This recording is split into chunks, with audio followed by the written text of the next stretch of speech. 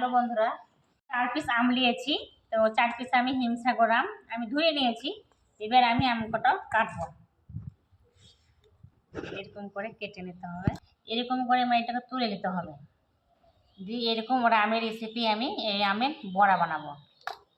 এরকম করে আমটাকে তুলে নেবেন, নিয়ে দেখেন এই মিক্সচার মেশিনে আমি পিষে নেব।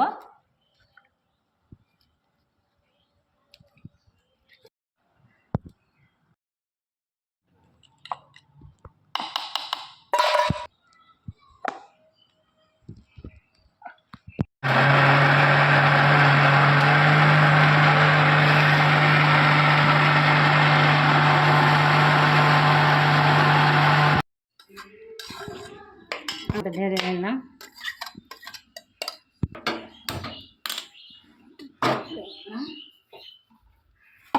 আপনারা যেমন মিষ্টি খাবেন তেমনি স্বাদের মতন করে আপনারা মিষ্টি দেবেন, যেমন কম বেশি করে নেবেন।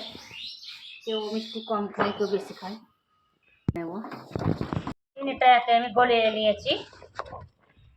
এটা হয়ে গেল আমরা একটু ঠান্ডা করে বানাবো। নিয়েছি আমি আতপ চালের আটা, আর এখানে নিয়েছি আমি ময়দা। আমি বানাবো। আর এখানে আমি কড়াইয়ের তেলটাকে আমি ঢেলে নিয়েছিলাম। তেলটাকে কড়াই চাপা দিলাম, তেলটা গরম হোক।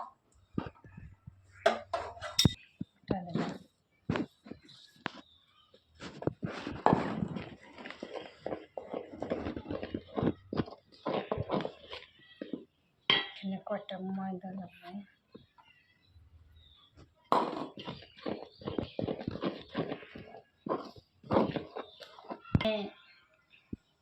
একটু বেকিং সোডা দিয়ে দেবেন। আমার হয়ে গেছে, এটা 10 মিনিট পর আমি এখন ঢেকে রাখবো। তেলটা গরম হয়ে গেছে, আমি এবার ছেড়ে দেব।